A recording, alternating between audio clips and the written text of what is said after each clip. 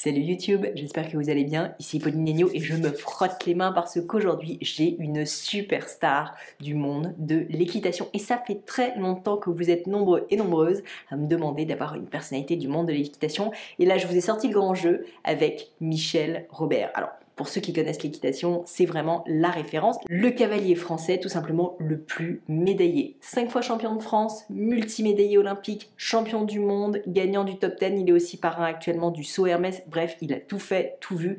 Il connaît le monde de l'équitation depuis son plus jeune âge. Et pour tout vous dire, petite anecdote rigolote, il a même commencé à monter, à s'entraîner sur un mouton. Et apparemment, il y a d'ailleurs des vidéos qui se baladent sur YouTube que vous pourrez peut-être trouver, qui doivent être assez rigolotes, je suis sûre. De quoi est-ce qu'on a parlé avec Michel? En fait, de son parcours, bien sûr, de son mental surtout. Parce qu'en fait, il n'est pas arrivé là par hasard. Au-delà de son amour pour le monde animal, pour la nature, il a en fait vraiment dédié sa vie à l'art de la compétition. Et c'est absolument passionnant. Vous allez voir à quel point il a vraiment mis ses tripes finalement dans son métier et jusqu'à aujourd'hui, alors qu'il a plus de 70 ans, il continue vraiment à monter et à se passionner pour ce métier. Au-delà de ça, et j'ai trouvé ça vraiment très intéressant, Michel nous explique qu'il a finalement eu deux vies, une vie où il ne prenait pas vraiment soin de lui jusqu'à l'âge de 35 ans à peu près, et puis une sorte de renaissance où il avait commencé à s'écouter davantage et surtout à prendre soin de lui et il ne s'est jamais senti aussi bien que depuis qu'il a environ 70 ans. Comme quoi, la vie n'est pas forcément une longue pente descendante. C'est en tout cas le message de Michel que je trouve extrêmement rafraîchissant. Mais je ne vous en dis pas plus et laisse place à ma conversation avec Michel Robert.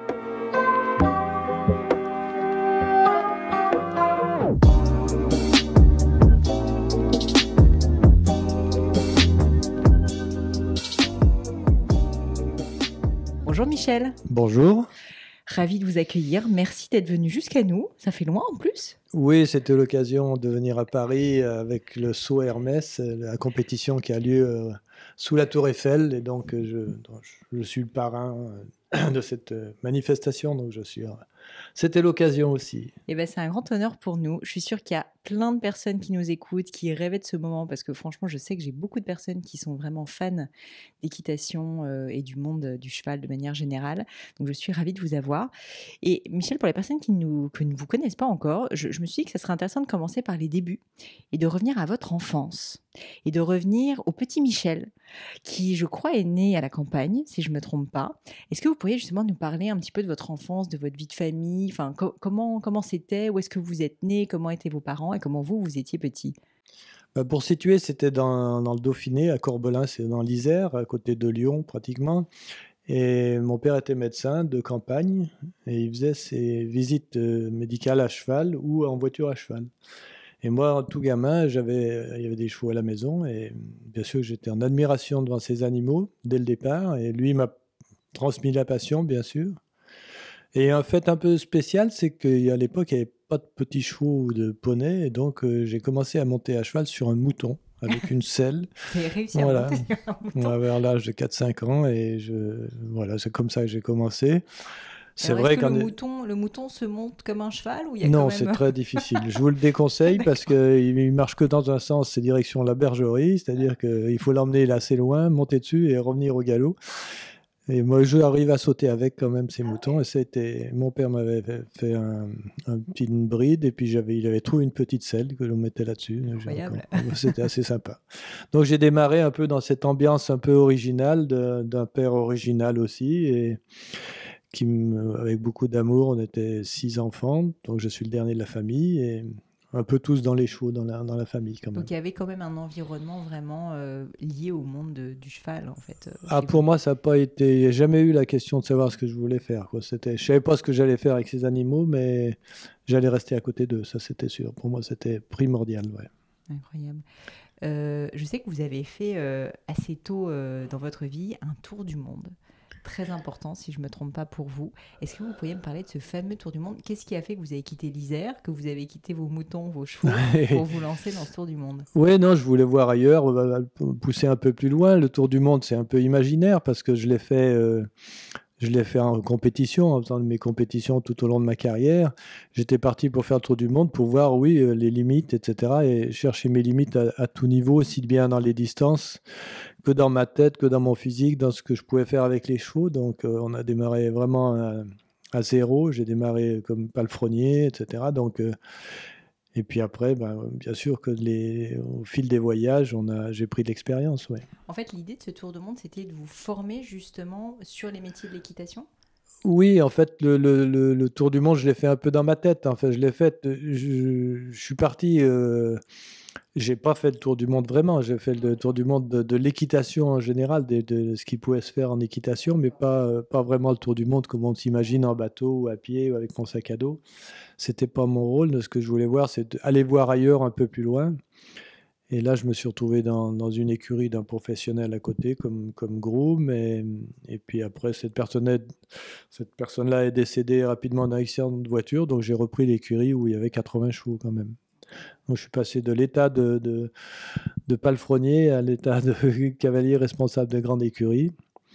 Donc, ça a été à l'âge de 22-23 ans par là. Une sacrée responsabilité quand même, tout d'un coup. Tout d'un coup, oui. Tout d'un coup, ça fait lourd. Et puis bon, c'était l'occasion de passer un cap supérieur. Puis ça s'est enchaîné comme ça après, très très vite. Comment est-ce que vous avez fait pour, justement apprendre, c'est une question peut-être un peu stupide que je vais poser, mais au final, quand on connaît votre palmarès, alors que vous veniez d'un milieu où vous aviez peut-être pas forcément des cours d'équitation, enfin vous baigniez dans le milieu, mais je veux dire, il n'y avait pas de cours particuliers pour la compétition. Quelles ont été en fait vos motivations pour apprendre vraiment le métier de cavalier et pour devenir ensuite un champion? Ouais, je crois que c'était dans mes gènes ou dans je sais pas quoi. C'est cette progression qui m'habite tout le temps. C'est de vouloir progresser, de vouloir comprendre, de vouloir apprendre, d'apprendre avec les chevaux et comment fonctionne un cheval, pourquoi il fait ci, pourquoi il fait ça, pourquoi les humains font ci, pourquoi les humains font ça. Essayer de comprendre tout ce monde qui était autour de moi, mais à travers les chevaux, à travers la nature. Et le cheval, pour moi, était un support magnifique et qui m'a appris à vivre, qui m'a appris tout, quoi, qui m'a appris après à aimer les personnes, les gens, qui m'a appris aussi à les comprendre et à savoir comment leur parler, comment leur dire, comment leur demander les choses, comment vivre avec aussi. Donc je crois que c'est toute une expérience de vie que m'ont appris les chevaux, et donc sans passer par le côté technique, bien sûr qu'il y a un côté technique qui est arrivé, il fallait apprendre le plus de technique possible, mais ça c'est assez facile, tout le monde peut le faire. Mais la sensibilité du cheval et la compréhension, ça demande beaucoup plus de temps à passer avec eux pour les comprendre, pour arriver à... Ils sont tous différents comme les humains. Il n'y a pas tellement de différence entre un cheval et un humain en fait. Ah ouais? Non. Les chevaux sont aussi Ils ont des intelligents, caractères. ils ont leur intelligence, mais c'est un peu la même façon de traiter j'allais dire d'approcher ou de comprendre les chevaux et les humains. Je ne fais pas tellement de différence.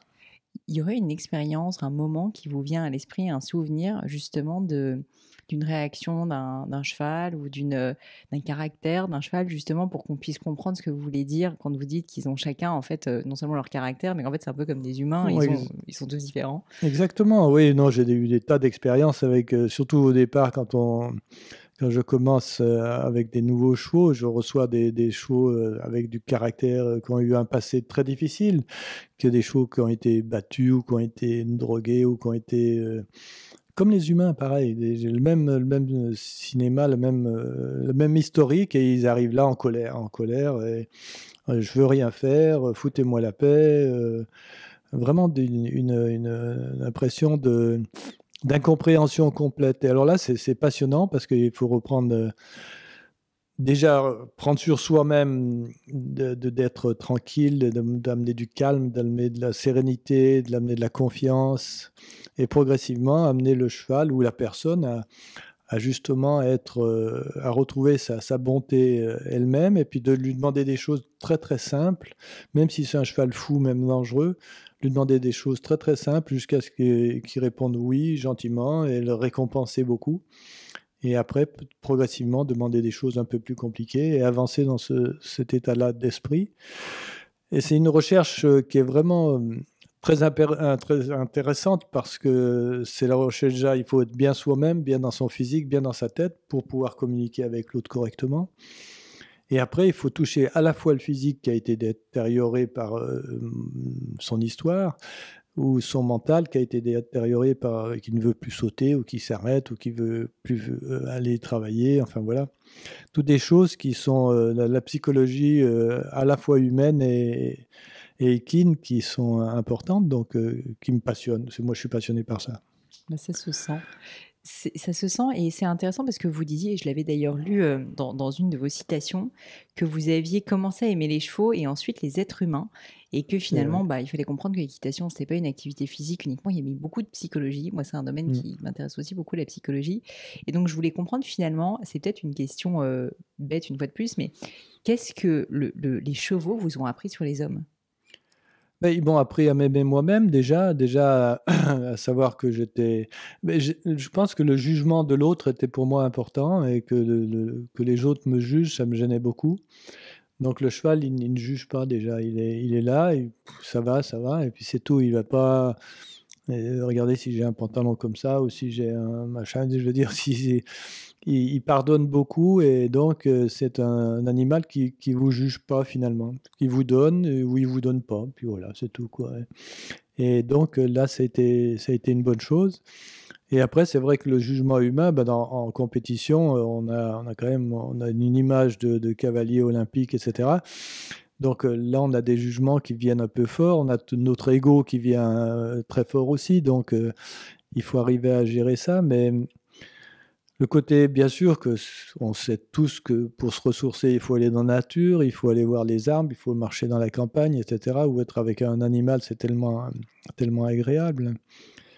Mais donc, moi, je pense que le contact avec l'animal, pour moi, était extraordinaire. Ça, c'est vrai, oui.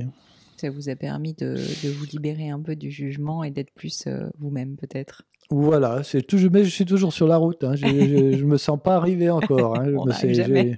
Voilà, j'ai encore du travail à faire. J'en ai fait. J'ai compris beaucoup de choses. Ça, déjà pas mal, oui. Pour revenir sur votre parcours et votre carrière, alors j'ai évidemment regardé votre palmarès, donc je vais peut-être dire des bêtises, mais 5 fois champion de France, multimédaillé aux Jeux Olympiques, championnat du monde, championnat de France complet, gagnant du top 10 en 2008, gagnant du Global Champion Tour en 2009, enfin bref, ça ne s'arrête pas. Il y en a certainement d'autres.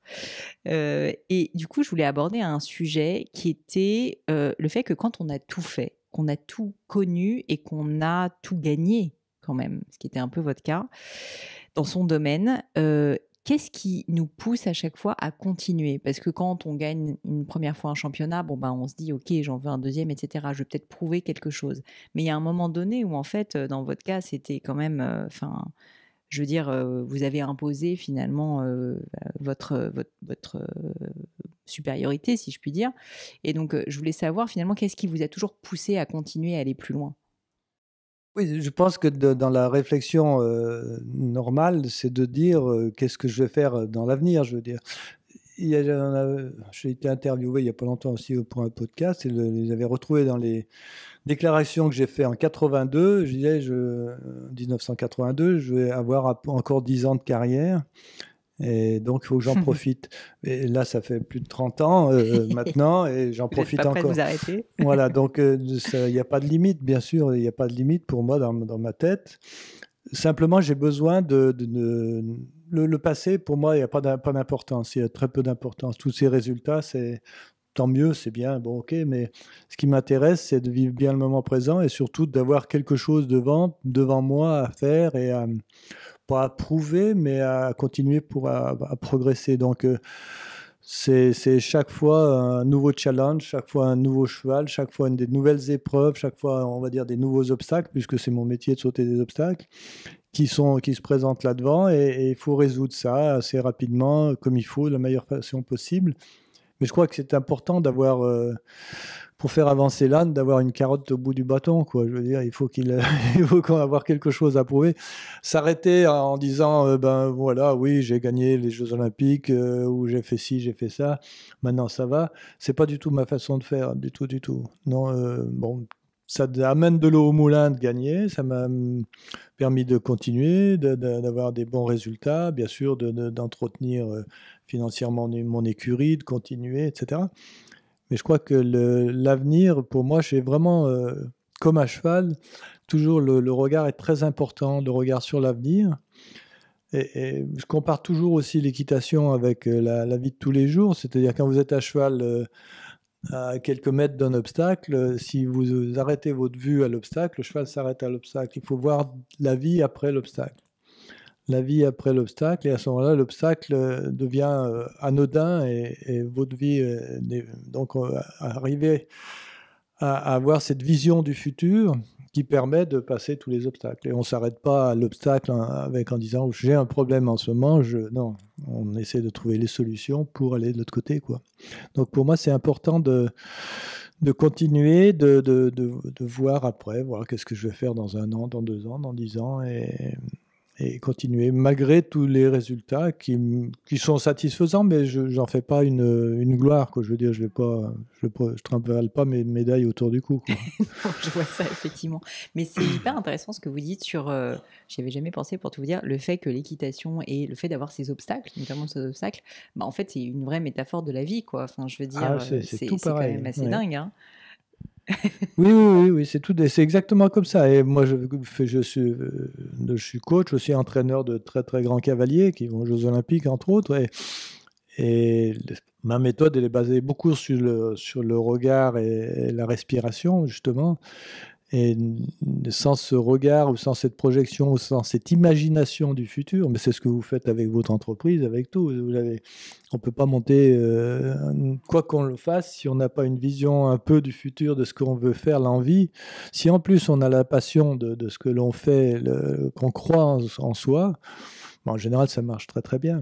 Mais si on arrête son regard à l'obstacle, par exemple, comme je le dis souvent, ou si on a peur de l'obstacle, évidemment, on se raidit à l'abord sur le cheval, ou on se raidit face à un rendez-vous, face à quelque chose d'important.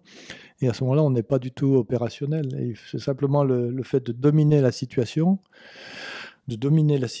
quelle qu'elle soit. Et ça, c'est ce qu'on fait en compétition tout le temps, c'est qu'il faut arriver à ne pas se laisser dominer par la situation, mais dominer la situation elle-même. Et le regard aide beaucoup. Et la façon moi j'appelle ça le regard panoramique, c'est d'avoir une vue d'ensemble des choses, tout en restant soi-même et être opérationnel avec son corps, avec son mental, quoi. Ouais, c'est la difficulté, c'est à la fois de se projeter dans l'avenir et de voir au-delà des obstacles, et en même temps N'oublie- d'être dans l'instant présent pour bah, faire, et puis peut-être en Voilà. profiter aussi. N'oubliez pas votre cheval.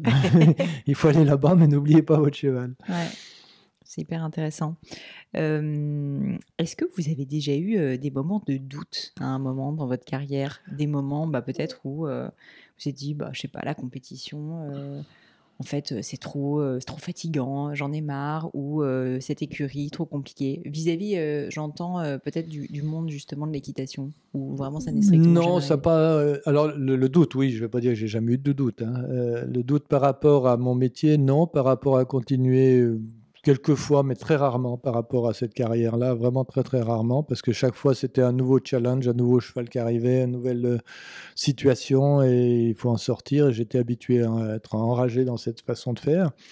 Donc non, le doute, c'est important. Oui, c'est important quand on d'avoir cette vigilance, d'avoir ce moment de réflexion qui nous permet de voir, de ne pas être la tête brûlée qui va se taper la tête contre le mur, quoi, je veux dire, effectivement. Mais après, c'est simplement une gestion des pensées, et que ce doute ne vienne pas entraver les projets, quoi. Je veux dire, faut pas qu'il prenne de l'importance. Il ne faut pas lui laisser prendre de l'importance. Vous auriez un exemple d'un de vos plus gros moments de doute? Qu'est-ce que j'ai comme un plus grand moment de doute? Non, après, j'ai eu des périodes où quand j'ai arrêté de haut niveau de saut d'obstacle, c'est-à-dire que il fallait absolument rester dans les 30 premiers pour être qualifié, pour faire toutes les épreuves, etc., dans les 30 premiers mondiaux, donc ça demandait beaucoup de compétition. Et à un moment donné, j'ai dit, qu'est-ce que je fais? J'ai pris quand même 3 semaines, 1 mois avant de décider, de dire, bon, je vais continuer à monter en compétition, mais plus rechercher ce classement dans les 30 premiers mondiaux qui nous demandait beaucoup de déplacements, pas de sacrifices, mais beaucoup de travail pour les shows, pour tout le monde, les voyages, etc. Ça devenait vraiment infernal. Donc là, il m'a fallu un moment pour décider d'arrêter ça. Et bon, mais je continue à monter en compétition quand même. Ça a été un moment où, oui, il faut prendre des décisions, oui, bien sûr. Et comment vous avez réussi à prendre cette décision? Je vous pose la question parce que beaucoup de personnes, et moi y comprise évidemment, face à une croisée des chemins, on se dit: «Bah, il y a ces 2 options», peut-être même parfois il y en a plus que 2, il y en a 4, 5, et on ne sait jamais vraiment comment décider, et beaucoup de personnes, en fait, ne décident jamais quoi, d'une certaine manière, et ça c'est assez terrible. Analyse, analyse, analyse, et puis finalement, se laisse toujours un petit peu porter. Vous, dans ce genre de moment, celui-ci ou un autre, comment est-ce que, est-ce que vous êtes du type de personnalité, en fait, à prendre la décision plutôt rapidement, ou vous prenez du temps pour y réfléchir, vous poser, décanter, et ensuite justement vous arrivez à être assez, sûr de vous, quoi? Parce que c'est aussi une Bah, question de confiance. plus l'objectif que l'on veut atteindre est clair, plus la décision est facile à prendre. Après, entre le moment où on veut aller, on sait qu'on veut aller là-bas, on veut faire quelque chose. Après, vous avez dit le changement de route. Oui, il y a une route qu'il faut suivre. On s'écarte un petit peu de la route, etc. Je crois que la décision, elle vient du fait que j'aime bien, en tout cas, moi, être simple avec moi-même, c'est-à-dire de dire, bon, je mets les deux cas de figure, s'il y a deux cas de figure sur le papier, en disant je fais ça ou je ne le fais pas, qu'est-ce que ça m'apporte, qu'est-ce que je retrouve, etc. Et de manière à avoir le penchant, quoi. Et si dans la solution, la deuxième solution qui nous paraît, par exemple, pas très bonne, etc., si on se met dans la situation, imaginer qu'on va être dans cette situation dans quelque temps, etc., et qu'on voit, moi, finalement, ça ne me plaît pas. Donc, je pense que la décision, elle est assez vite prise. Certains font pile ou face, et en espérant que la pièce tombe du bon côté. Donc, en général, c'est le côté qu'on aimerait Ouais. aller, quoi. Donc, C'est une technique aussi. c'est une technique, dire je vais faire pile ou face, et puis finalement, non, j'ai trop peur, je prends cette décision-là. Ça va beaucoup plus vite. C'est clair. Hem, Si on continue un petit peu sur votre carrière, et votre carrière de champion notamment, parce que vous avez d'autres carrières, notamment avec le coaching, enfin avec, tout ce que vous faites. Est-ce que vous auriez un meilleur souvenir sportif? Quelque chose qui vous a particulièrement ému, une compétition que vous avez gagnée, qui n'a été inattendue? Enfin, je sais pas, mais Ça vraiment un moment. arrivait assez souvent. C'est arrivé assez souvent. Je repensais un peu ce matin encore. C'est que c'est incroyable les hasards de la vie, qui ne sont pas des hasards, mais de voir que parfois c'est dans les moments où ça va pas, où c'est difficile, où je doute justement peut-être de moi. Je me souviens d'une fois à Sao Paulo, on était loin, toute l'équipe de France là-bas, il y avait une compétition, et au bout du troisième jour, le samedi, moi j'avais avec un copain, on n'avait rien fait encore, on regardait les autres gagner, etc. C'était dur. Je dis on est vraiment nul, quoi, on n'y arrive pas. Et puis le lendemain, comme par hasard, je ne sais pas ce qui m'a pris, il y avait deux grosses épreuves dans un Grand Prix vraiment difficile, et j'ai gagné les deux épreuves, quoi. Donc, c'est des choses qui arrivent comme ça, qu'on passe d'un extrême à l'autre. C'est sûr, plus on va dans le danger, enfin dans le danger, plus on va dans le haut niveau, plus on a des émotions fortes dans les deux sens, aussi bien en bas KO. Mais sinon, dans souvenir, je me souviens de Doha, oui, d'une finale aussi, pareil. La veille, mon cheval n'allait pas très bien, etc. C'était une grosse finale. Il y avait une dotation de 300 000 au premier euro. Et Une grosse pression. grosse pression, et puis finalement, j'avais plus rien à perdre parce que ça allait pas très bien, et finalement, le cheval, tout d'un coup, c'est arrivé à aller bien, le parcours s'est bien passé, et j'étais comme sur un petit nuage. Chaque fois que je voulais faire quelque chose, ça se passait bien, les obstacles arrivaient bien, le parcours s'est passé bien, et c'était un souvenir merveilleux parce que j'étais en harmonie complètement avec le cheval, et j'ai gagné cette finale-là alors que c'était pas prévu du tout, et que c'était un peu un hold-up pratiquement. Mais disons que on sait, quand les planètes s'alignent, ou je sais pas, il y a un moment donné où tout d'un coup tout se passe bien, etc. Et ça, c'est assez merveilleux parce que on a l'impression de rêver, que c'est plus du tout, on n'est plus les pieds sur terre, quoi.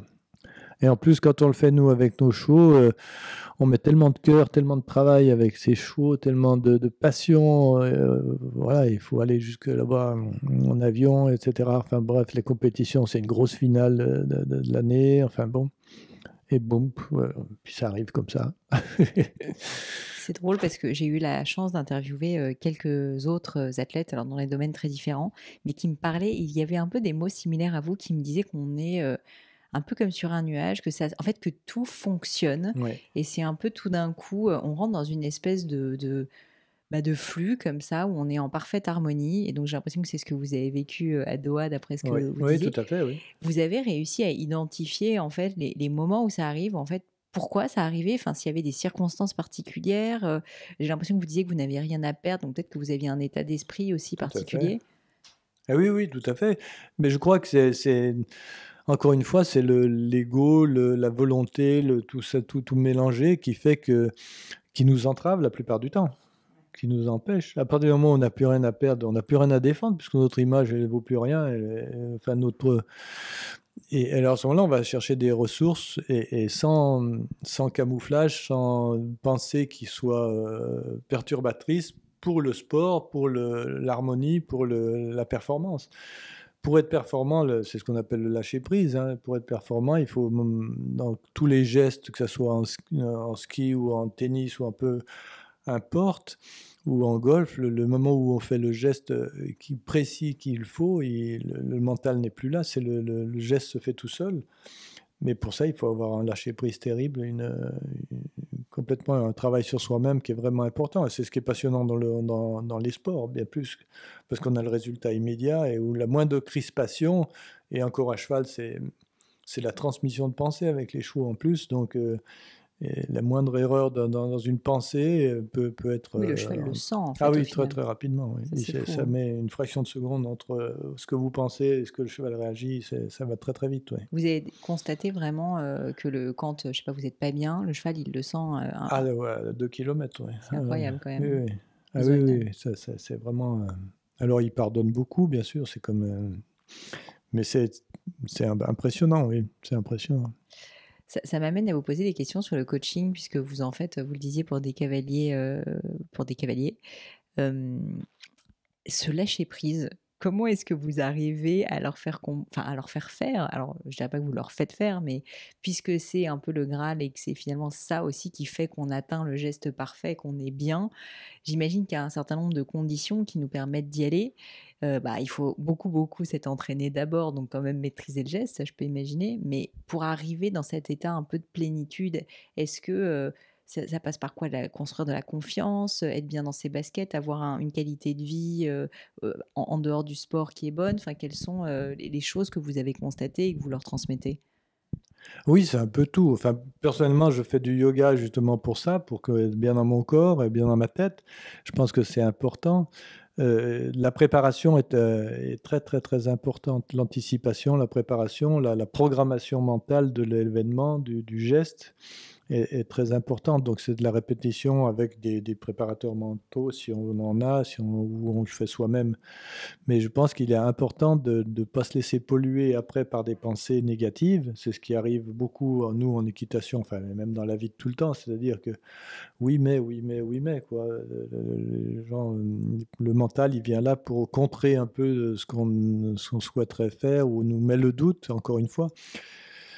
Donc, je pense que, en tout cas, en ce qui me concerne mes élèves, je leur donne des priorités et leur mettre dans leur mental et leur disant, bah, écoute, tu vas venir sur cet obstacle-là en pensant à ça et uniquement,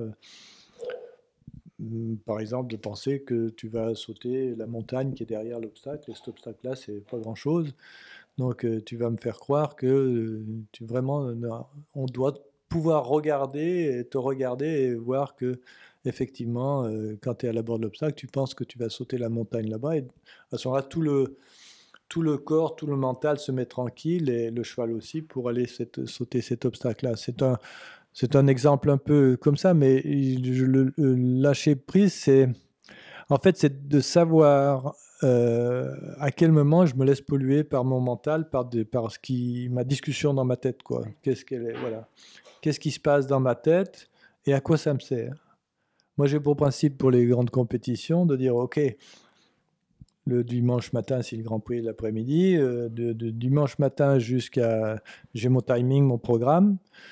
Et en dehors de ce qui me concerne, mes affaires personnelles, mon cheval et le parcours que j'ai à faire, tout le reste n'a aucune importance. C'est-à-dire que je balaye directement. Je peux avoir des personnes qui viennent, ou etc. Je leur dis oui, oui, mais laissez-moi tranquille. Enfin, je veux dire, en dehors de ces priorités-là, ne pas laisser rentrer dans le mental des pensées qui pourraient être destructrices.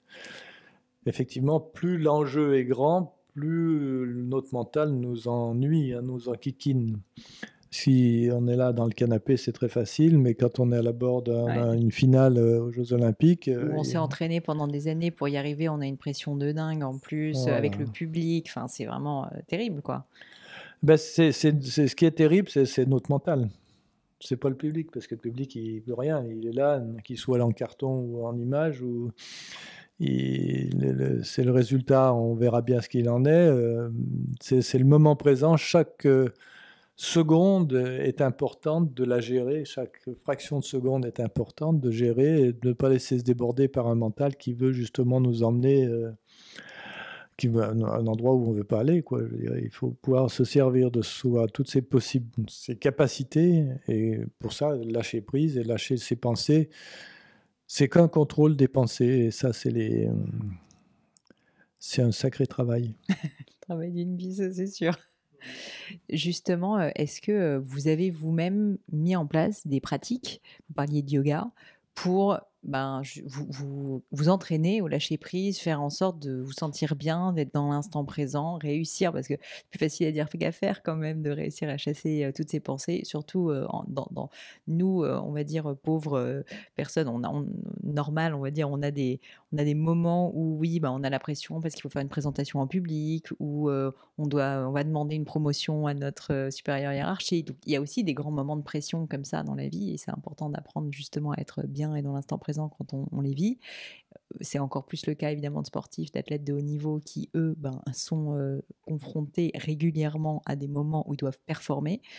Est-ce que voilà, vous pourriez nous parler de ce que vous avez mis en place toute votre vie pour réussir à mettre en place ce lâcher-prise? Ben là, ça me fait penser, j'ai bientôt fini un livre que j'ai écrit justement à ce niveau-là, qui s'appellera Champion dans la tête, ou un parcours d'obstacles. La vie est un parcours d'obstacles. Je crois que c'est pour tout le monde pareil. C'est que chacun a sa façon de vivre, chacun a ses challenges, que ce soit avec ses amis, ou avec son travail, ou avec ses écoles, ou enfin, etc. Peu importe. Chacun a ses difficultés, et je crois que chacun a besoin d'aide et de comprendre. Et je lis dans ce livre-là, je dis en fait, on nous a donné un mental, on nous a donné un corps, mais à l'école, on nous a jamais appris le mode d'emploi. Donc, il faut avoir le mode d'emploi du mental. Il y a plein de personnes qui pensent que ce que leur pensée, c'est la réalité, mais c'est pas du tout ça. C'est pas parce que je pense à cette chose-là que c'est la réalité forcément. Donc, il faut mettre un petit peu. Alors, oui, c'est un sacré. Il y a beaucoup à faire, et je vous conseillerais de me lire mon futur livre. Ça, il sera. Oui, c'est important. C'est important aussi de remettre en cause ses croyances, parce qu'il y a on nous a appris plein de choses qui sont complètement fausses, et qui sont de remettre en cause plein de croyances, et faire ses propres croyances personnelles. Je veux dire, il faut que pour croire en soi, il faut les tester et pas avaler tout ce qu'on nous dit comme étant des choses sûres à 100%, parce qu'on nous raconte quand même beaucoup de bêtises, et on nous a appris beaucoup de bêtises. Malgré que j'ai eu des parents qui étaient formidables et très ouverts, on a quand même repassé tout au crible toutes les croyances, et puis les changer ses croyances,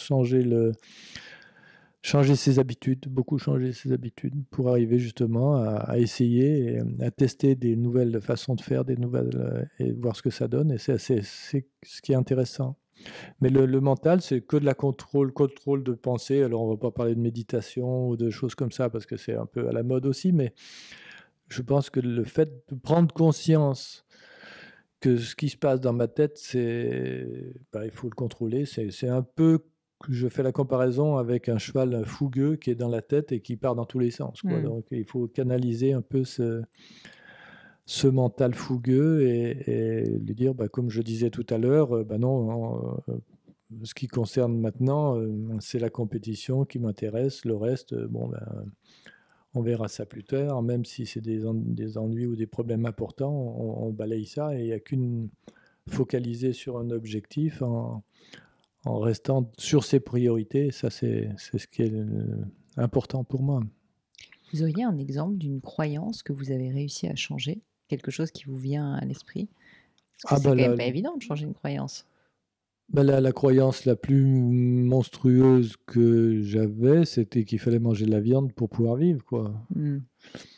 Par exemple. Oui, Alors, vous aviez ça inculqué en fait depuis l'enfance. Oui, quoi. je crois que c'est tout le monde. Je pense qu'on ne peut pas vivre sans manger de viande. Ça fait 15 ans que je ne mange plus de viande, que je n'ai pas envie de manger d'animal, de vache ou d'agneau ou de poule, etc.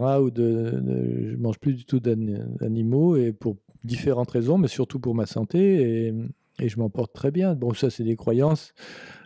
Non, tu te rends compte, tu fais du sport, tu vas perdre des muscles, tu vas plus être opérationnel. Enfin, tous les schémas de 95% des personnes disaient c'est de la folie d'arrêter de manger de la viande. Bon, c'était une croyance comme une autre, mais après, non, je crois qu'il y a plein de choses qu'il faut, chacun doit remettre en question, c'est sa façon de voir. Je crois qu'on se heurte souvent à des choses, et tant qu'on n'a pas fait l'expérience, essayez de ne plus manger de viande pendant 6 mois, puis vous allez voir si vous allez mourir. Mais non, vous n'allez pas mourir. C'est sûr, on vous rassure, chers auditeurs, vous n'allez pas mourir si vous arrêtez de manger de la viande. Et puis ça sauvera la planète en plus. Vous parliez de méditation. Effectivement, c'est un sujet qui est à la mode, mais qui, je suis sûre, intéressera certaines personnes qui nous écoutent. Vous pratiquez la méditation depuis un certain temps? Alors, je vais dire, c'est un peu vague. C'est un peu vague dans le sens où je ne prends pas 1 heure en restant assis et en essayant de... Non, par contre, j'essaye d'être conscient de mes pensées et à quoi elles me servent. Voilà, je crois que c'est surtout ça, la simplicité que je trouve, c'est que je ne me laisse pas embarquer par une pensée en disant « Ouh là là, mais qu'est-ce qui va se passer, qu'est-ce qui va pas... » Donc je pense que ma méditation à moi, c'est celle-là. Voilà. Chacun a son truc.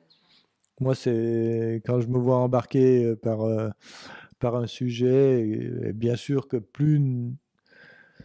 si c'est un proche ou une proche ou qu'on aime beaucoup, évidemment, ça, certainement qu'on a beaucoup plus de cœur et on a beaucoup plus de mal à se détacher de cette pensée-là. C'est normal.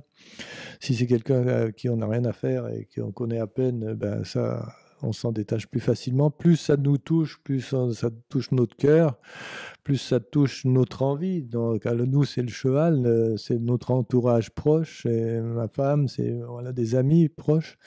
Ok, mais donc, je crois que cette méditation-là, justement, dire ok, ça va, mais je ne vais pas me rendre malade pour ça, quoi. Je veux dire, il y a beaucoup de maladies aussi qu'on sait qui viennent du mental, ce pauvre mental qui nous amène on rencontre des personnes négatives à une force terrible, qui sont vraiment tout dans leur vie et qui se plaignent de leurs ennuis, qui se plaignent de leurs amis, qui toute la journée au téléphone passent du temps à dire mais tu sais ce qu'il m'a dit, mais tu sais c'est incroyable ce qu'il m'a fait après tout ce que j'ai fait pour lui, enfin ou pour elle, tout ce cinéma-là qu'il faut arrêter vite parce que sinon ça entretient, quoi. Et je crois que c'est assez important de gérer ce petit cheval fougueux qu'on a dans la tête, quoi. Vous parliez justement, pour réussir à faire ça, dans ce que j'ai lu sur vous, en fait, de la manière de votre propre vie et on va dire de votre qualité de vie. Et donc du fait de faire du sport, de faire du yoga, de ne pas manger de viande, enfin d'être vraiment, en fait, finalement, de mettre le corps aussi au service de l'esprit et d'utiliser la nature, le corps, les émotions pour se sentir bien. À quel moment dans votre vie est-ce que vous avez commencé à vous dire qu'il fallait vraiment que votre qualité de vie allait avoir un impact sur votre mental? Est-ce que vous vous rappelez de Trop sérieux. tard, beaucoup trop tard. Beaucoup trop tard. Mais il n'est jamais trop tard, vous en êtes la preuve. Je pense que jusqu'à 35-40 ans, j'ai fait un peu toutes les conneries qu'on pouvait faire. Et comme, C'est-à-dire que vous preniez pas trop soin de votre qualité de vie, bah, quoi. pas du tout. Bon, faut dire Cigarettes, qu'avec les voyages et café, tout. acheter les Ah, voyages. cigarette? Ah oui, oui, oui, tout, j'ai tout fait faux. Hein, tout. Et qu'est-ce qui a Et été le comme disait déclic? Sécoli, je disais pour les droits, il faut commencer par faire tout de travers. Mais Ouais. et c'est un peu ça. Et non, je pense qu'après, ben non, je pensais mourir à 35 ans, donc je m'en foutais. Mais et Et puis à pourquoi vous 35 ans, pensiez j'étais toujours mourir à pas 35 mort. ans? Je sais pas. Mais bon, à 35 ans, je n'étais pas mort. Je dis, il faut peut-être que je change mes croyances et je vais voir un peu plus loin. Et non, et à ce moment-là, je me suis dit, bon, mais qu'est-ce qu'il faut? Et puis après, je me suis aperçu que finalement, que mon corps, ben, j'allais le garder jusqu'au bout, hein, que mon argent, ma famille, les chevaux, n'importe quoi, enfin tout, il n'y a qu'une chose que j'étais sûr de garder normalement jusqu'au bout, c'est mon corps. Donc, prends soin de ton corps pour que ton âme ait envie d'y rester, quoi. Donc, j'ai pris soin de mon corps, oui, effectivement. Et là, encore une fois, envers et contre tout, parce que je me souviens très bien qu'un médecin à 35 ans m'avait dit, de toute façon, vous avez mal au dos, vous avez 2 hernies discales, vous êtes foutu, arrêtez de monter à cheval. Je lui ai dit, toi, Coco, Tu me connais pas. tu viendras me revoir bientôt. Et donc, j'ai pris tout à l'envers. Il a fallu sortir des routes complètement pour envoyer balader tous ces gens qui, il faut manger de la viande, t'es foutu, enfin, etc. Et j'ai tout envoyé balader ça, quoi. Très fort. Parce que, bah oui, parce que j'étais un petit garçon qui avait peur des autres. Et j'ai dit, bon, c'est peut-être eux qui ont raison, etc. Et non, pas du tout. Et donc, j'ai envoyé tout balader ça et j'ai repris tout à zéro, arrêter la cigarette, arrêter le café, limiter l'alcool, arrêter la viande, faire du yoga, sans que ça se fasse tout du même jour, hein, attention, hein, ça m'a pris quelques années. Mais surtout, ce qui est extraordinaire dans le corps humain, c'est que d'entre l'âge de 60 ans et 70 ans, je me suis assoupli incroyable, aussi bien dans ma tête que dans mon corps, et que j'avais toujours eu des douleurs toute ma vie, et là maintenant j'en ai pratiquement jamais, plus du tout. Donc tout plein de choses qui, quand le corps et le mental, c'est très très lié, très très lié. Écoute ton corps, dit Lise Bourbeau, hein, écoute ton corps, c'est ton meilleur ami. Et quand ton corps te dit quelque chose, écoute-le, parce que c'est vraiment important. C'est si lui, il est obligé de te dire quelque chose, c'est que tu n'as déjà pas compris dans ton mental, quoi. Ça, c'est une croyance qui est vraiment importante, je pense, pour beaucoup de monde, qui est que, en fait, quand on vieillit, forcément, on s'amenuise. Ah, mais c'est faux, complètement faux. Alors là, je peux vous dire, je prouve le contraire, hein, parce que moi, en plus, j'ai eu une vie au départ avec pas de repos, vraiment dur depuis l'âge de tout gamin, quoi, à travailler tous les jours dans les chevaux, il n'y a pas de jour de repos, etc.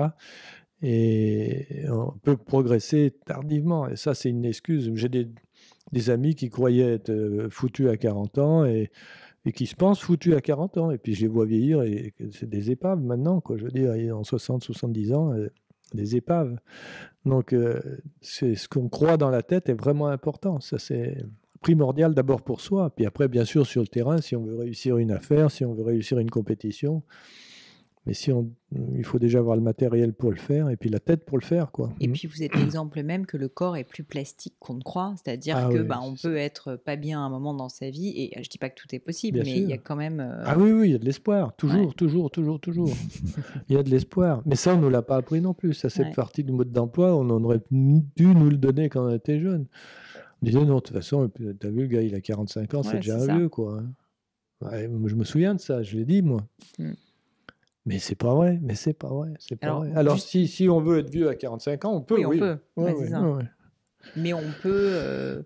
Je peux vous demander votre âge, Michel? J'ai 73 ans, moi. 73 ans, et vous avez encore énormément de projets, enfin non seulement encore, mais Oui, vous oui, continuez à avoir... J'ai lu quelque part que vous disiez que vous vouliez continuer à monter à cheval jusqu'à 100 ou même peut-être 120 120 ans, oui, je dis ça, oui. Bon. Pourquoi Mais pas? c'est une antidote, c'est-à-dire que c'est comme l'obstacle. Si je me mets mon truc en disant, non, Ouais. à 75 ans, quand même, il faudrait quand même que tu penses à arrêter. Ouais, Mais c'est ça. ta vie, elle s'arrête à C'est l'obstacle. ça, Ta vie, c'est dans la tête, quoi. Moi, j'ai 120 ans, je pense que là, normalement, j'ai un peu de place. Donc, d'ici là, j'ai le temps de refaire mes croyances. Bah, c'est bon, Je vous avez dirais jusqu'à 50 ans 100, devant. Vous 150 avez ans. 50 ans encore, À donc c'est bon. 120 ans, je dirais, il faut aller à 150 ans. Bah, écoutez, moi, vous savez, avec mon mari, on s'est toujours dit qu'on voulait s'éteindre autour de 102 ans minimum, parce qu'en Ouais. fait, c'est à ce moment-là qu'on aura vécu, je crois, 80 ans. On aura fait 80 ans de vie de couple et on s'est dit que c'était un bon moment pour Bah, fêter nos c'est... 80 ans de vie de couple. Et puis ensuite, Ouais, mais Bibi, dans 20, 30 ans, vous allez changer. Vous allez rajouter encore une dizaine ouais, sans d'années, doute, quoi. Ben oui. sans doute, Oui, on peut toujours changer. Après, il faut rester souple. Hein. exactement. Pour terminer, Michel, j'ai un petit crible à la fin du podcast où je pose toujours les mêmes questions et je serais très curieuse d'avoir vos réponses. La première, c'est est-ce que vous avez vécu un grand échec dont vous vous rappelez, bien sûr, et surtout les enseignes qui vous a particulièrement marqué, qui a été peut-être un échec un peu salutaire, et les enseignements que vous en avez tirés? D'échecs, il y a un truc qui m'a fait beaucoup de mal, c'est que j'avais une très bonne jument que j'avais débuté, qui avait fait vraiment commencer tout sur des petites épreuves et que j'ai emmené jusqu'au championnat du monde. Et j'étais deuxième au championnat d'Europe l'année d'avant, deuxième au championnat du monde. Et à la suite de ça, le propriétaire qui était mon sponsor a changé d'avis, il a changé de tête, et alors qu'il y a les Jeux Olympiques qui arrivaient, et donc il m'a retiré la jument pour la vendre. Et donc ça a été un coup très très dur. Je me suis battu, j'ai essayé de trouver de l'argent pour acheter cette jument-là, et ça a été vraiment un moment très très dur parce que pour moi c'était la continuité, championnat d'Europe, championnat du monde, Jeux Olympiques, et puis bon c'était. Et donc ça a été assez dur pour moi d'encaisser ça et de faire confiance après aux gens, aux personnes, parce que bon, cette personne-là avait tout lieu d'être satisfait de mes résultats, hein, le propriétaire du cheval, et donc il m'a retiré. Donc ça a été assez difficile. Bien sûr qu'il a fallu un moment de digestion, et puis après, je suis reparti. C'est reparti avec d'autres chevaux, en disant, bon, cette fois, quand je montrerai un cheval, ce sera un cheval ou à moi ou à la moitié, j'en achèterai la moitié pour être sûr que le propriétaire ne me l'enlève pas, quoi. Mais ça a été un des moments difficiles. Échec, j'appelle pas ça échec. Pour moi, c'est dans les épreuves. Bon, bien sûr que j'en ai plus perdu que j'en ai gagné, mais c'est chaque fois une nouvelle expérience, et chaque fois il y a quelque chose à tirer. On prend un petit coup sur le nez, sur la casquette, et puis on dit qu'est-ce qui s'est passé, et puis on repart. Sur le nombre d'épreuves, puis après on fait le bilan en fin d'année, et puis en général ça va quand même, le bilan est plutôt positif. Oui, dans votre cas, c'est clair. S'il y avait quelque chose à refaire, ça peut être dans votre vie personnelle, professionnelle, peu importe, qu'est-ce que vous referiez différemment? Ah ben, le début, j'achèterais mes livres, et puis je les lirais, et je Vous changerais étiez un peu cancre quand vous Oui, étiez plus jeune? oui. Bon, en même temps, c'est peut-être pour ça aussi que vous avez eu plus de temps pour monter à cheval et vous intéresser à la Ah nature. oui, moi avec le cheval, l'école, non, j'ai pas fait grand-chose là. Non, je referais, je pense que oui, je pense que c'est le mode d'emploi de la façon de vivre. Je suis très heureux, très très heureux d'avoir pu vivre dans une période où on pouvait trouver les informations. Aujourd'hui, on peut trouver toutes les informations pour vivre mieux, pour chercher, pour avoir toute cette philosophie orientale qui nous est venue et qui nous a fait un bien fou, et qu'on est sorti des religions qui sont... Les religions sont très bonnes, mais l'interprétation est souvent mauvaise. Mais cette philosophie orientale, cette façon de fonctionner, et moi, ça m'a collé à la peau directement. Et j'ai dit, mais c'est vraiment ça que ça correspond à ce que je recherche. Et ça a été pour moi sauveur. Oui, je suis très, très, très content, et je remercie le ciel de m'avoir apporté tout ça, quoi. Quand est-ce que vous avez découvert justement des philosophies orientales? Qu'est-ce qui s'est passé pour que vous Oui, tombiez là-dedans? progressivement, je pense que c'est toujours une recherche. Hein, je me disais, je me tapais la tête contre les murs. Je me disais, je recherche.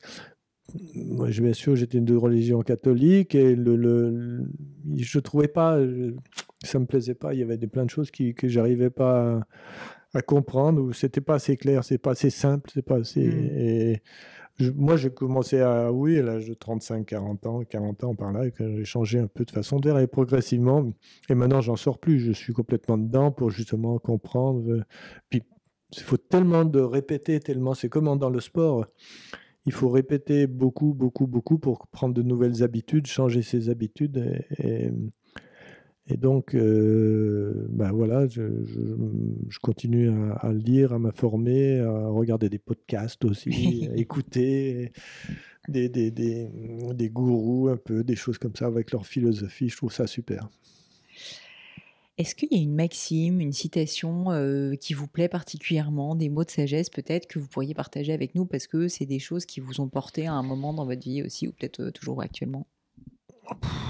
Oui, il y en a plein, il y a plein, il y a il y a une chose qui choque un peu, que j'aime bien dire, c'est la peur n'existe pas. Ça oblige à réfléchir un peu parce qu'en fait, elle n'existe pas. Sur le moment même, il y a la peur. On en a besoin d'un peu de vigilance, mais la peur n'existe pas pour moi. Et si elle vient là, c'est pas de la peur, qu'est-ce que c'est, quoi? Pourquoi ça? Pourquoi cette réaction-là? Mmh. Sinon, qu'est-ce qu'il y a? Il n'y a pas de grandes choses difficiles qui peuvent être visées en petites choses faciles, agréables. Qu'est-ce qu'il y a? Il y a plein de façons de voir. Moi, ma chose, c'est le regard, oui, la vision du futur et qui me sort un peu du moment présent. Toujours prendre un peu de la distance, un peu de recul par rapport au moment présent. Je crois que c'est un peu ça. Ouais, je sais pas. Cette question de la peur, c'est vraiment passionnant. Vous dites la peur n'existe pas. Est-ce que vous pourriez un petit peu développer et expliquer pour les personnes qui nous écoutent et puis pour moi, qu'est-ce que vous voulez dire par là? Parce que d'autres personnes vous diront, bah, moi, la peur, si, j'en ai de la peur. Je peux vous dire que quand je me mets face à je sais pas, à du vide, j'ai peur. Ou face à une situation compliquée, j'ai peur. Donc, qu'est-ce que vous voulez dire par la peur n'existe pas? Ben, la peur n'existe pas, c'est une imagination du mental, encore une fois. C'est une projection du mental dans le futur. Hmm. Mais on anticipe quelque chose qui pourrait Qui pourrait arriver, arriver. mais qui n'est pas là. Le nombre de peurs que l'on a, et bon, 2 jours après ou 1 heure après, il n'y a plus rien. Donc, elle n'existe pas. C'est une projection du mental. Ouais. C'est C'est voilà, c'est l'imagination. dans l'obscurité, la corde qui est par terre, on croit que c'est un serpent, quoi. Ouais. Puis finalement, c'est une corde. Enfin, on connaît ça, mais la peur. La peur n'existe pas. Elle est en tout cas, si là, maintenant, il se met à brûler ici tout de suite, il y a un incendie, ça ne sert à rien d'avoir peur. Oui, c'est vrai.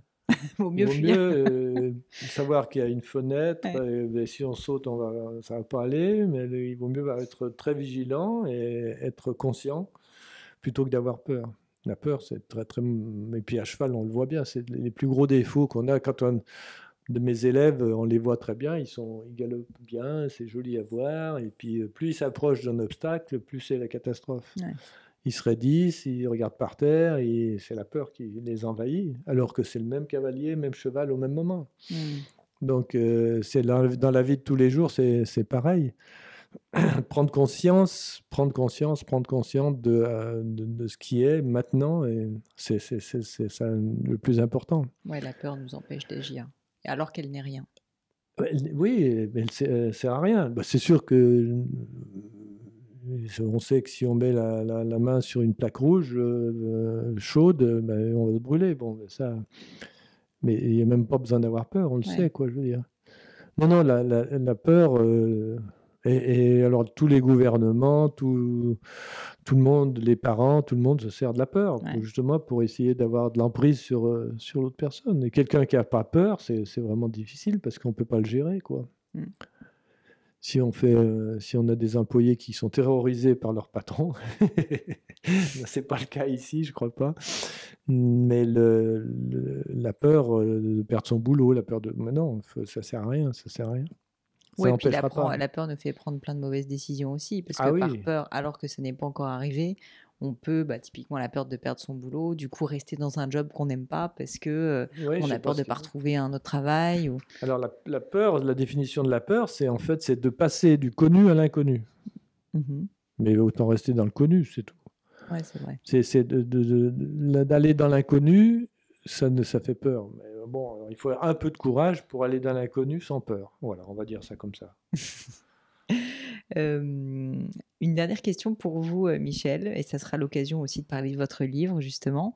Est-ce qu'il y a un livre ou des livres qui vous ont particulièrement marqué, que vous lisez peut-être d'ailleurs régulièrement, Ouais. que vous pourriez évoquer, enfin nous décrire pour qu'on comprenne, et puis peut-être parler aussi de votre livre. Oui, on en parlera après, mais je pense que non, dans les livres qui m'intéressent beaucoup et qui m'ont marqué, les clartés, c'est un écrivain qui s'appelle Eckhart Tolle, qui a écrit dans le moment présent beaucoup de livres différents, qui a des podcasts aussi. Il y a aussi des gourous qui s'appellent. Il y a Krishnamurti, je ne sais pas si vous connaissez, Non, mais pas celui-là. c'est un hindou qui a écrit des livres, qui a fait pas mal beaucoup de conférences, écrit des livres qui sont assez clairs à comprendre. Hein. D'accord. Il fait pas de cadeaux. Ah bon. Il est direct. Il est direct et c'est un peu dur. Ça remet justement en question un peu tout. Et c'est bien. Eckhart Tolle, qu'est-ce qu'il y a? Il y a un livre que je conseille beaucoup à tout le monde, c'est Les 5 Tibétains. C'est des mouvements que je fais tous les matins depuis de nombreuses années. C'est un des exercices du matin qui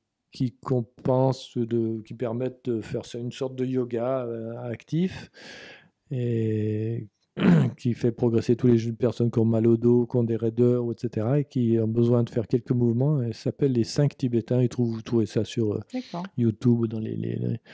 Et c'est des mouvements qu'on répète 21 fois,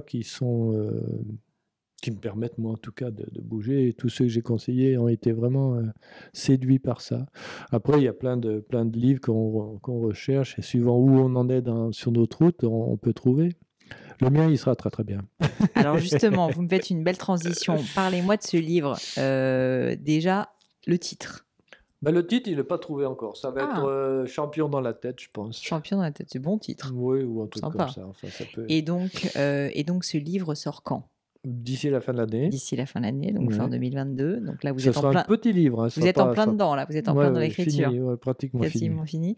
Et donc, vous disiez que justement, ça parle de mental, a priori, vu le titre. Voilà, avec des expériences, sur mon expérience, bien sûr, parce que j'ai fait tellement de milliers de parcours, etc. Et puis surtout, cette recherche sur le terrain, et non pas scientifique, parce que je ne suis pas un scientifique, mais je recherche sur le terrain, vraiment pas à pas, les manières, et tester aussi les façons de faire, et le fonctionnement aussi. C'est tout un... Je crois qu'il y a plein de vérités, et c'est vrai que ce livre, si je l'avais lu, comme beaucoup le disent, ça, mais si je l'avais lu quand j'avais 10-15 ans, je pense qu'il m'aurait aidé beaucoup, beaucoup, beaucoup, beaucoup. Mais bon, j'aurais pas eu la même vie non plus. Hein. Certainement. Et donc ce livre, je le mettrai en tout cas en avant quand il sortira, mais donc un petit peu de patience encore. Et je vous remercie, Michel, pour votre temps. C'était passionnant. C'est passionnant. J'espère que ça sera passionnant pour vous. Et je crois qu'il faut vraiment regarder devant et revoir ses croyances. Et puis voilà, et continuer à avoir foi en soi, croire en soi. Courage, joie et amour. Voilà. Pour terminer, Michel, pour les quelques personnes qui aimeraient vous retrouver, vous suivre un petit peu plus en détail, quel est le meilleur moyen de suivre vos actualités, justement de savoir exactement quand est-ce que le livre va sortir, etc. Enfin, est-ce que vous êtes présent sur les réseaux sociaux ou Oui, bien sûr. J'ai un site qui s'appelle Horse Academy, Horse Academy by Michel Robert, qui donne aussi des séances, des conseils, etc. Donc, on peut, à travers ce site-là, me retrouver, tout à fait. Et je mettrai ça dans les notes de l'épisode. Michel, merci mille fois pour votre temps. C'était un plaisir. Et puis, à bientôt, peut-être. Oui, avec plaisir.